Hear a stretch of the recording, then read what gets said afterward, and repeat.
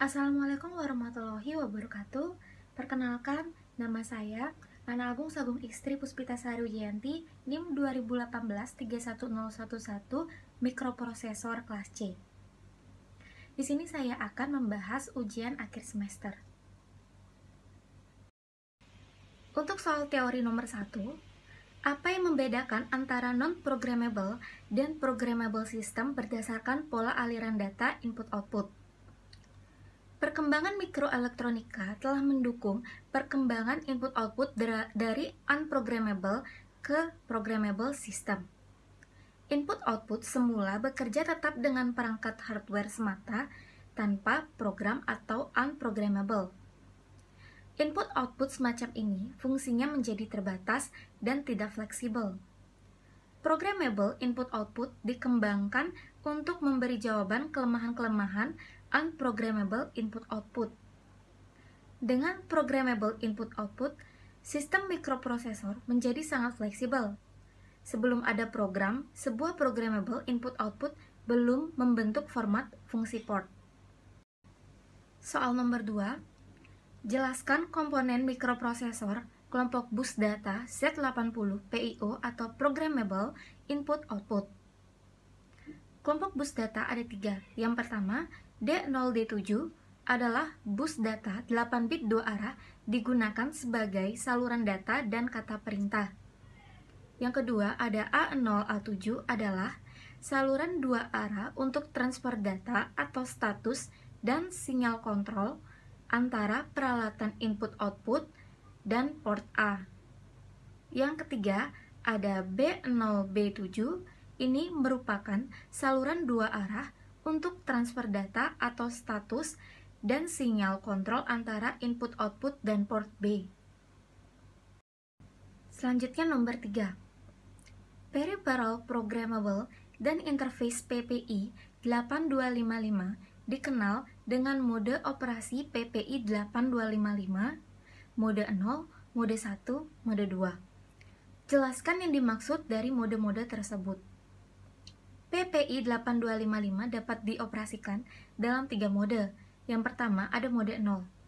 Port A, port B, dan port C bekerja sebagai port input-output sederhana, yaitu tanpa hubungan dengan perangkat keras. Yang kedua ada mode 1.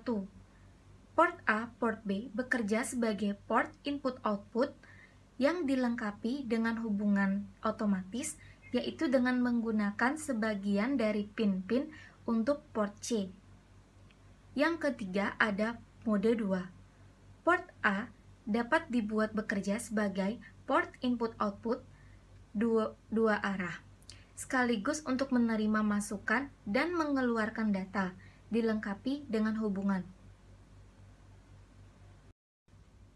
Berikutnya soal nomor 4. Berikan contoh nyata tentang peranan mikroprosesor berbasis mikrocontroller yang Anda ketahui saat ini berdasarkan hasil dari penelitian atau paper-paper. Penjelasan tentang tujuan dan cara kerja input proses output. Di sini saya mengambil judul paper yaitu Rancang Bangun Sistem Kontrol Lampu Listrik menggunakan remote berbasis mikrocontroller ATmega 8535. Di mana di sini tujuannya adalah merancang sistem kontrol lampu menggunakan remote untuk menyalakan dan memadamkan lampu. Sistem kontrol lampu yang dioperasikan dengan menggunakan remote control untuk menggerakkan relay sehingga lampu yang terhubung akan menyala dan padam. Dan dengan adanya sistem ini mempermudah seseorang untuk menyalakan dan memadamkan lampu yang lebih praktis tanpa harus mendekati stop kontak. Nah, di sini ada flowchart untuk cara kerjanya. Yang pertama itu ada start, lalu remote control on, maka remote control akan terhubung dengan receiver yang ada pada microcontroller yang berfungsi untuk menerima sinyal remote pada kontrol sebagai input. Lalu disambungkan ke relay. Relay ini berfungsi untuk menyambungkan dan memutuskan arus listrik. Apabila relay menyambungkan arus listrik, maka output lampu akan menyala. Sedangkan kalau relay memutuskan arus listrik, maka output lampu tidak menyala. Di mana di sini kesimpulannya, yang pertama adalah sistem kontrol ini dapat digunakan tanpa harus menyalakan lampu secara manual, dan penggunaan remote control untuk memberi perintah pada receiver menerima sinyal, dan remote kemudian microcontroller akan memproses data dan memberikan perintah lampu melalui relay. Untuk kesimpulan kedua, hasil pengujian bahwa sinyal inframerah yang dipancarkan oleh remote dapat terdeteksi oleh segala jenis hambatan sampai pada jarak 15 meter. Selanjutnya, soal nomor 5. Sebutkan IC yang termasuk blok CPU, blok memori, dan blok input-output pada sistem minimum dan sistem maksimum ATmega 328 dan jelaskan kegunaan dari IC tersebut. Yang pertama ada IC blok memori. ATmega 328 memiliki memori 32 KB dengan 0,5 KB digunakan sebagai bootloader. Memori 2 KB SRAM dan 1 KB EEPROM yang dapat dibaca tulis dengan library EEPROM. Yang kedua ada IC block input-output. Masing-masing dari 14 pin UNO dapat digunakan sebagai input atau output. Menggunakan perintah fungsi pin mode, digital write, dan digital read yang menggunakan tegangan operasi 5 volt. Tiap pin dapat menerima arus maksimal hingga 40 mA dan resistor internal pull up antara 20-50 ohm. Lalu ada Central Processing Unit CPU. Ini adalah bagian dari microcontroller untuk menjalankan setiap instruksi dari program. Selanjutnya adalah soal nomor 6. Sebutkan IC utama rangkaian Arduino dan sebutkan pula kaki pin-pinnya. Yang pertama ada power, USB, atau barrel jack. Board pada Arduino Uno memiliki dua port power. Yang pertama bisa dari USB cable. Bentuk USB ini sama dengan USB yang digunakan pada printer. Dan barrel jack bentuknya seperti kabel power supply pada umumnya. Yang kedua ada pin 5V, 3,3V, GND, analog, digital, PWM, dan RF. Pin pada Arduino adalah tempat di mana kita akan menghubungkan kabel untuk membuat suatu rangkaian atau menghubungkan satu titik ke titik lainnya pada breadboard dengan sejumlah kabel penghubung. Yang ketiga ada tombol reset. Tombol reset ini digunakan untuk merestart kode yang telah disimpan oleh Arduino. Yang keempat ada LED indikator daya. LED ini harus menyala setiap dihubungkan dengan board Arduino pada power.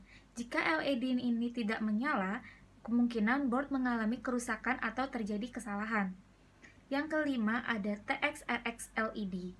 LED sebagai indikator TX dan RX ini akan berkedip, redup atau terang dengan jeda tak tertentu untuk memberitahukan bahwa telah terjadi komunikasi serial. Yang keenam ada IC utama.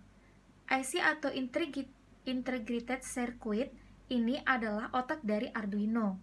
IC utama Arduino berbeda-beda sesuai dengan jenis boardnya. Yang ketujuh, ada regulator tegangan. Regulator tegangan ini membalikkan atau membuang tegangan berlebihan yang membahayakan rangkaian. Tapi tentu saja ada batasnya. Pastikan bahwa tegangan yang masuk ke dalam papan tidak lebih besar dari 20 volt. Lalu sebutkan pin Arduino Uno. Arduino Uno ini memiliki 14 digital pin input-output, di mana 6 pin digunakan sebagai output PWM, 6 pin input analog, 16 MHz resonator keramik, koneksi USB, jack catu, daya eksternal, header ICSP, dan tombol reset.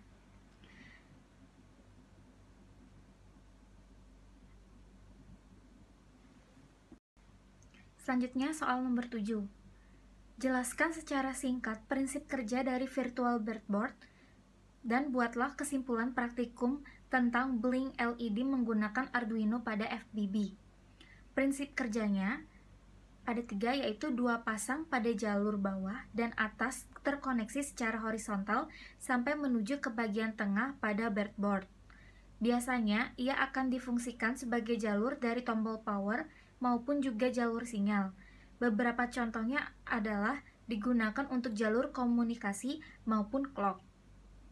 Yang kedua, ada 5 lubang yang terdapat di komponen bagian tengah digunakan sebagai lokasi untuk melakukan perakitan komponen.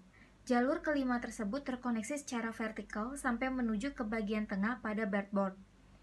Yang ketiga, yaitu pembatasan pada bagian tengah breadboard, biasanya akan difungsikan sebagai tempat untuk menancapkan IC komponen.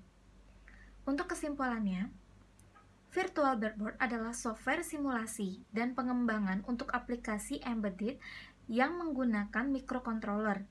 Sangat mudah digunakan dan dapat menggantikan protoboard untuk bereksperimen dengan desain baru. VBB mensimulasikan banyak PISC 6 dan perangkat microcontroller dan sekarang dengan Arduino dan emulasi Netduino. Selain itu, dapat digunakan untuk berbagai komponen simulasi seperti LCD, servos, logika, dan lainnya. I/O perangkat yang dapat digunakan untuk model dan mensimulasikan sirkuit tingkat tinggi. Dengan Virtual Breadboard, kita bisa desain rangkaian dan juga bisa kita gunakan untuk coding atau memprogram langsung dari rancangan rangkaian elektronik yang kita buat tersebut.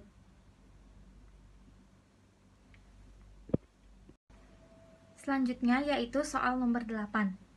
Jelaskan secara singkat prinsip kerja dari potensiometer dan buatlah analisa dan kesimpulan Anda pada praktikum ini. Prinsip kerja. Prinsip kerja potensiometer diibaratkan sebagai gabungan 2 buah resistor yang dihubungkan secara seri R1 dan R2. Di dalam 2 buah resistor ini, nilai resistensinya dapat dirubah.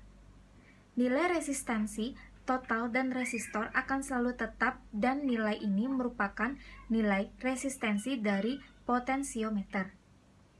Jika nilai resistensi R1 kita perbesar, maka otomatis nilai resistensi dari R2 akan berkurang. Begitu juga sebaliknya. Kesimpulan, nilai potensiometer dapat berubah sesuai dengan perputaran ataupun pergeseran yang dihasilkan. Selanjutnya, soal nomor 9. Jelaskan secara singkat prinsip kerja dari 7 segmen dan buatlah analisa kesimpulan Anda pada praktikum ini. Prinsip kerja dari 7 segmen ini adalah input bilangan biner pada switch dikonversi masuk ke dalam decoder. Baru kemudian decoder mengkonversi bilangan biner tersebut ke dalam bilangan desimal. Yang mana bilangan desimal ini akan ditampilkan pada layar 7 segmen. Fungsi dari decoder sendiri adalah sebagai pengkonversi bilangan biner ke dalam bilangan desimal. Untuk kesimpulan dari praktikum ini, yang pertama, 7 segmen adalah penampil dengan susunan 7 digit yang dapat menampilkan angka dari 0 sampai 9. 7 segmen disusun untuk menampilkan jam, menit, dan detik. 7 segmen mendapat input dari BCD dan decoder atau demultiplexer. Yang kedua, 7 segmen ada 2 macam, yaitu 7 segmen common cathode dan 7 segmen common anode. Yang ketiga, rangkaian jam digital merupakan suatu rangkaian digital yang sederhana dan memakai prinsip kerja dari pencacah naik yang daya kerjanya dengan cara asinkron, yaitu pencacah yang berada di paling ujung dipakai untuk menunjukkan bilangan 1 dari detik yang asalnya dari sumber detik. Kemudian pencacah selanjutnya terpicu oleh pencacah yang ada sebelumnya. Mohon maaf apabila ada salah-salah kata, dan terima kasih telah menonton video saya.